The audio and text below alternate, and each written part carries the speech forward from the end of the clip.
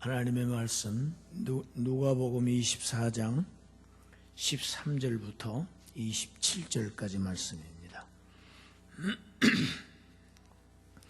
누가복음 24장 13절부터 27절까지 말씀을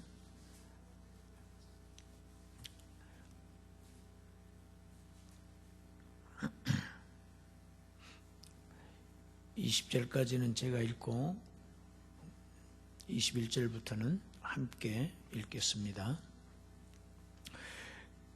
그날에 그들 중 둘이 예루살렘에서 25里되는 엠마오라 하는 마을로 가면서 이 모든 된 일을 서로 이야기하더라.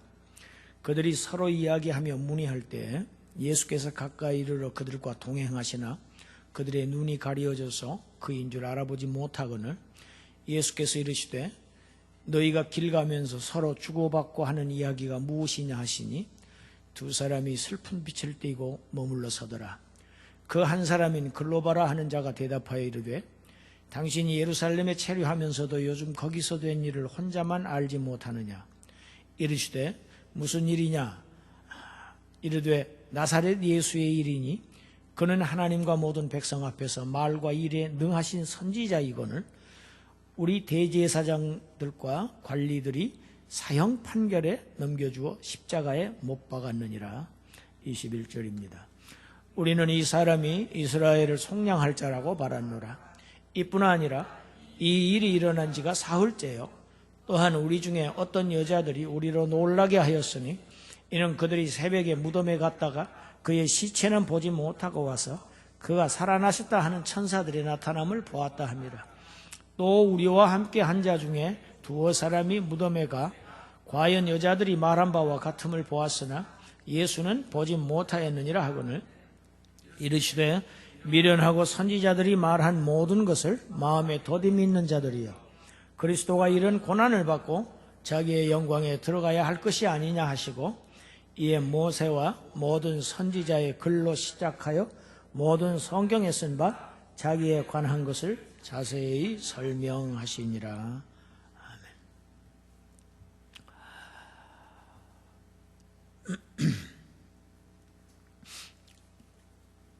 지난주에는 예수님을 찾아보려고 무덤으로 갔던 사람들의 이야기를 했는데 오늘은 예수님과 말을 나누면서 함께 길을 걷고 있으면서도 그를 알아보지 못했던 제자들의 이야기입니다. 이날이 본문에 그날에로 시작하는 것을 보면 예수님께서 부활하신 바로 그날에 있었던 일입니다. 지금 두 제자가 예루살렘에서 60스타디온 1스타디온이 한 185cm쯤 되는 길이니까 60스타디온이면 약 11km 정도 되는 거리입니다. 예루살렘에서 그 정도의 거리에 떨어져 있는 이 엠마오라고 하는 마을로 가고 있습니다. 따뜻한 우물이라는 뜻을 가지고 있는 이 마을로 지금 가면서 둘이 서로 이야기를 나누고 있습니다. 이 제자들은 12사도가 아닌 누가복음 10장 1절에서 예수님께서 파송하셨던 70인 제자를 파송하셨던 그 중에 두 사람입니다. 이 사람들의 한 사람의 이름은 오늘 18절에 글로바라고 성경이 밝히고 있고 또 한 사람은 유대 전승에 의하면은 시몬이라는 사람이었다는 것이 전해지고 있습니다. 이 두 사람이 지금 길을 가면서 엊그제 있었던 예루살렘에서 있었던 대사건, 꼭 예수님의 십자가 사건에 대해서 서로 묻기도 하고 대답하기도 하면서 지금 길을 가고 있습니다. 그런데 여기에 예수님께서 그들에게 가까이 오십니다. 오셔서 그들과 함께 지금 걸어가고 계십니다. 그렇지만 이 제자들은 예수님을 알아보지 못합니다.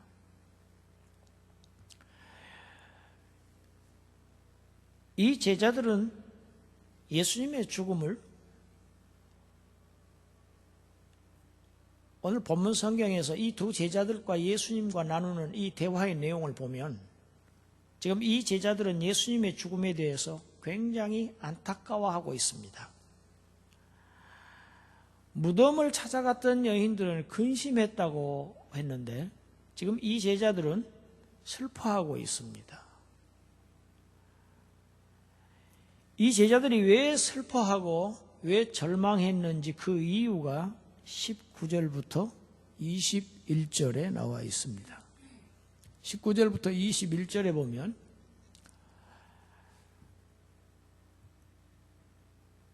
그 나사렛 예수가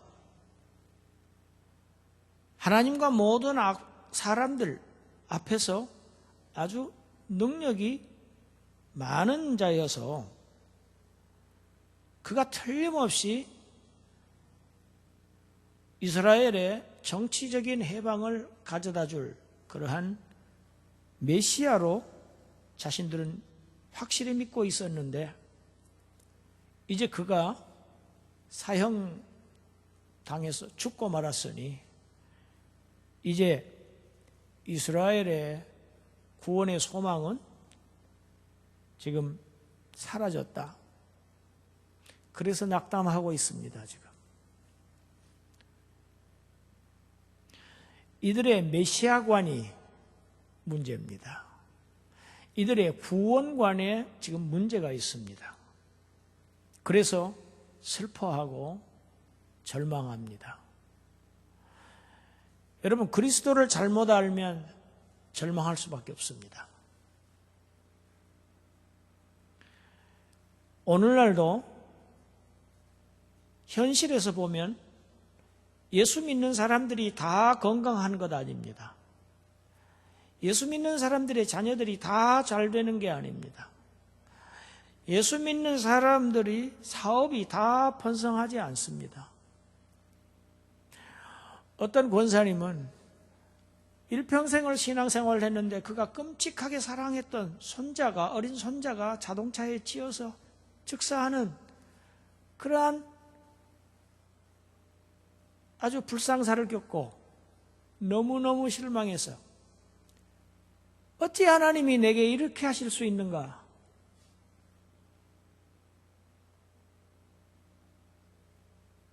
너무 실망하고 너무 상심해서 교회를 나오지 않았다고 합니다. 신앙생활을 포기했다는 얘기를 들었습니다.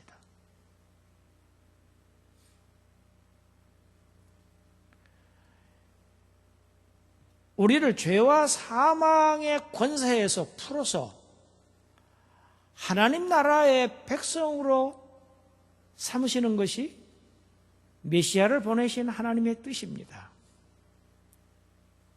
그러기 위해서는 그는 반드시 십자가의 고난을 받으셔야만 하고 반드시 3일 만에 다시 살아나셔야 합니다.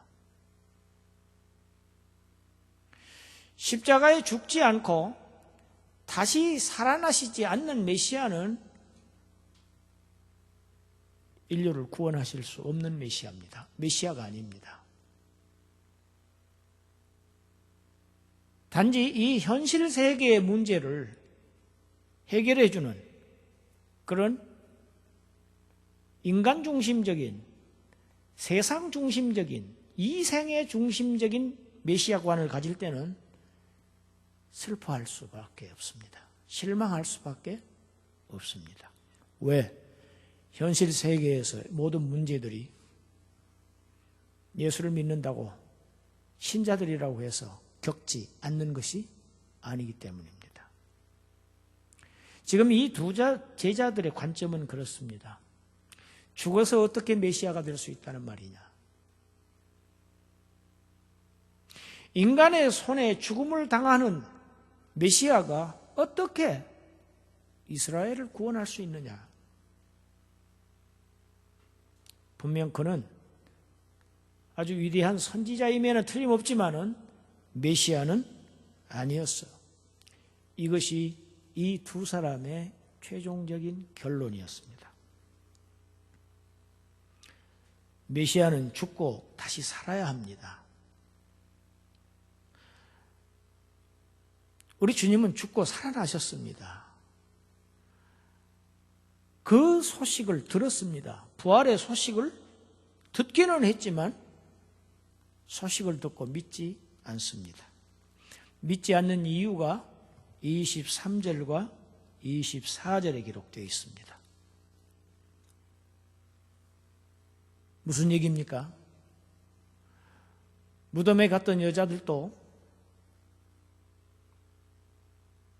살아나셨다는 천사들의 말은 들었지만 보지 못했다는 것입니다. 그리고 두세 명의 제자들도 달려가 보았지만 무덤에 시신이 없는 것은 발견했지만 예수를 보지 못했다는 것입니다. 문제는 보지 못했다는 것입니다. 이 얘기는 자신들의 견해와 일치합니다. 역시 자신들도 예수를 보지 못했기 때문에 믿을 수 없다는 것입니다. 그것이 천사의 말이 되었든지 생전에 예수님께서 하신 말씀이었든지 간에 자신들의 눈으로 똑똑히 보기 전에는 믿지 않겠다는 것이 이 두 제자들의 태도입니다. 이들을 예수님께서 준엄하게 책망하십니다. 미련하다고 책망하십니다. 선지자들이 말한 그 그리스도가 십자가의 고난과 부활의 영광을 받아야 한다는 그 선지자들의 말을 믿지 않는 그들의 불신앙을 지금 주님께서 책망하시는 장면이 25절부터 27절까지입니다. 그리고 나서 그들에게 책망으로 그치시지 않고 친절하시게 구약 성경에 기록된 그리스도 자신에 관한 모든 말씀을 자세히 설명을 해 주십니다.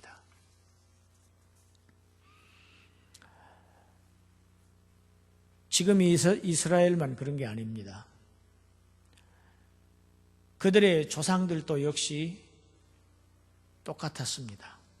출애굽한 이스라엘 백성들이 그들의 조상들에게 하나님께서 주시겠다고 약속하셨던 그 가나안 땅의 입구 가데스 바네아에 도착했을 때 일입니다.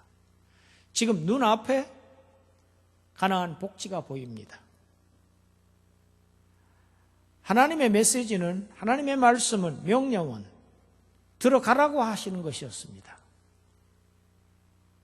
여러분, 하나님께서 인생들에게 명하실 때는 하나님께서 해 들어가게 하신다는 전제가 깔려 있습니다.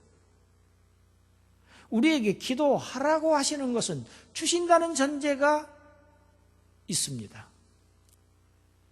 하나님의 모든 명령은 이렇습니다. 그래서 하나님의 명령은 우리에게 짐이 되는 것이 아니고 부담이 되는 것이 아니고 축복이 될 수 있는 것입니다. 축복의 명령입니다. 복된 명령입니다. 그 안에 환경이 어떠하든지 상관없이 내가 다 해결해 줄 테니까 나를 믿고 들어가라는 말씀입니다.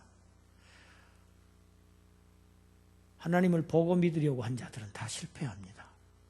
하나님의 말씀을 듣고 그 말씀을 믿고 들어가야 했었는데 그들은 어떻게 했습니까? 우리의 눈으로 그 안에 거류민들이 어떻게 어디에 분포되어 있고 성들이 어디에 위치해 있고 그래서 우리가 어느 길로 들어가야 할지 우리 눈으로 보고 우리가 계획을 세워서 우리가 면밀 주도하게 다 계획을 세워서 들어가지 않으면은 우리는 들어갈 수 없다고 한 것이 40일 동안에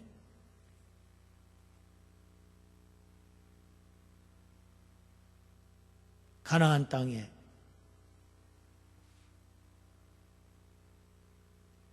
정탐입니다. 40일 동안 정탐한 결과 어땠습니까? 불신앙의 눈으로 가지고 가서 들어가 보니까 그 안에 있는 문제들이 너무너무 컸습니다.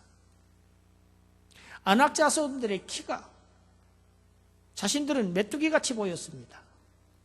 여러분, 믿음이 없을 때는 문제가 커 보일 수밖에 없습니다. 모든 문제가 다 큽니다. 도저히 들어갈 수 없는 땅으로 보였습니다. 들어간다는 것이 상상할 수 없는 일이고 어리석기 짝이 없는 일이고, 들어가기만 하면 바로 죽는다고 와서 보고를 했더니 온 이스라엘 백성들이 발을 뻗고 대성통곡을 했습니다. 여러분, 생각해 보십시오. 200만이 넘는 백성들이 다 발을 뻗고 대성통곡합니다. 광야에서. 이 사람들이 구원받은 하나님의 이스라엘 자손들이었습니다. 그때로부터 38년 동안을 방황합니다. 여러분, 불신앙은 이렇게 큰 손실을 가져옵니다. 보아야 들어가겠다고 했던 그들은 그 땅에 들어가지 못했고, 보지 못했던 2세들은 그 땅에 들어갔습니다.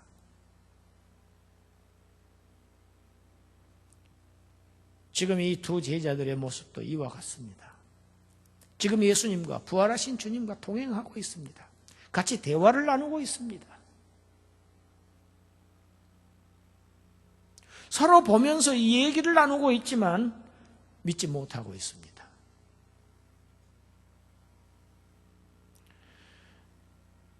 신약에서 또 요한복음 20장에 도마라고 하는 제자가 나왔죠.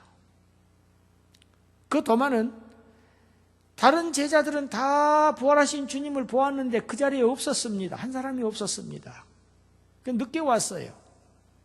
다른 제자들이 증언합니다. 부활하신 주님을 우리가 다 보았다고 11명이 증언합니다. 그렇지만 동료 제자들의 증언도 믿지 않았습니다. 자신이 직접 주님의 못자국을 눈으로 보고 그 못자국을 손가락을 넣어보고 창에 찔리신 그 옆구리에다가 손을 넣어보지 않고서는 믿지 아니하겠노라. 믿지 아니하겠노랍니다. 적극적인 불신앙입니다. 우리 요한복음 20장 그 대목을 한번 읽어보겠습니다. 20장 27절부터 29절까지 도마에게 이르시되 내 손가락을 이리 내밀어 내 손을 보고 내 손을 내밀어 내 옆구리를 넣어보라. 그리하여 믿음 없는 자가 되지 말고 믿는 자가 되라. 도마가 대답하여 이르되 나의 주님이시요 나의 하나님이시니이다. 예수께서 이르시되 너는 나를 본고로 믿느냐? 보지 못하고 믿는 자들은 복되도다 하시니라. 아멘.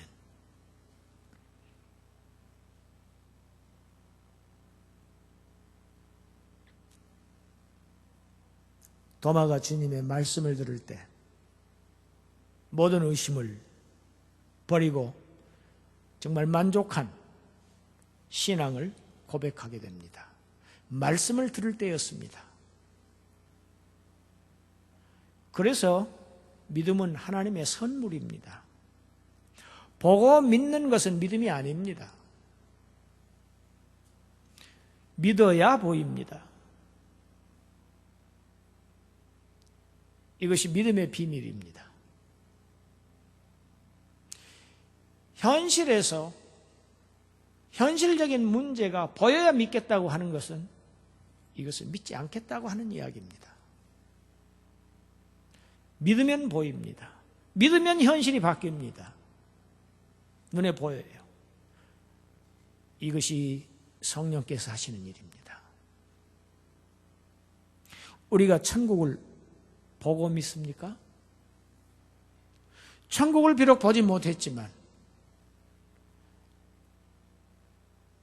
천국을 우리에 주시겠다고, 우리를 구원하셔서 천국에 들이신다고 기록하신 하나님의 말씀을, 주님의 말씀을 믿는 우리는 천국에 들어갑니다. 믿기 때문에 들어가는 것입니다. 보고 들어가는 것이 아닙니다. 천국을 보고 들어가겠다고 하는 사람은 한 사람도 들어가지 못합니다. 이것이 가데스 바네아에서 실패했던 이스라엘 민족의 교훈입니다. 우리 잘 아는 히브리서 11장 1절 2절 말씀을 함께 읽습니다. 믿음은 바라는 것들의 실상이요 보이지 않는 것들의 증거니 선진들이 이로써 증거를 얻었느니라. 아멘.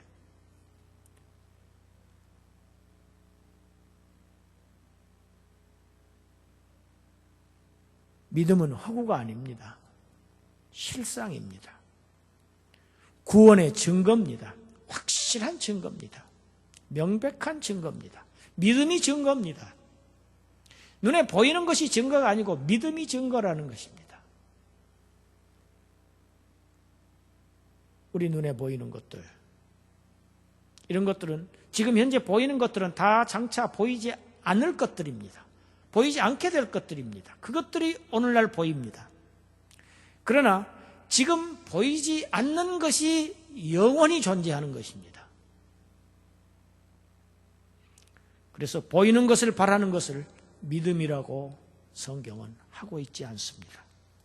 지금 우리의 눈에 보이지는 않지만 없어지지 아니할, 영원히 존재할 그 영원한 우리의 하나님의 약속을, 소유로 주시겠다고 하신 그 약속을 바라보는 그러한 믿음의 사람들이 되셔서 마침내 그 결과를 획득하는 그러한 복된 여러분이 되시기를 주님의 이름으로 축원합니다. 기도드리겠습니다. 하나님 감사합니다. 저희들의 눈에 보이는 것은 비록 이 세상뿐이지만 눈에 보이지 않는 하나님의 나라를 믿게 하시니 감사합니다. 믿는 자에게 주시겠다는 그 약속을 믿는, 하나님의 말씀을 믿는 그러한 복된 자들이 되게 하여 주신 것 감사합니다. 이것을 바라보고 이것을 소망하며 감사하며 기뻐하며 길을 걷는 그러한 주님의 제자들이 되게 하여 주시옵소서. 감사드리옵고 예수님 이름으로 기도드리옵나이다. 아멘.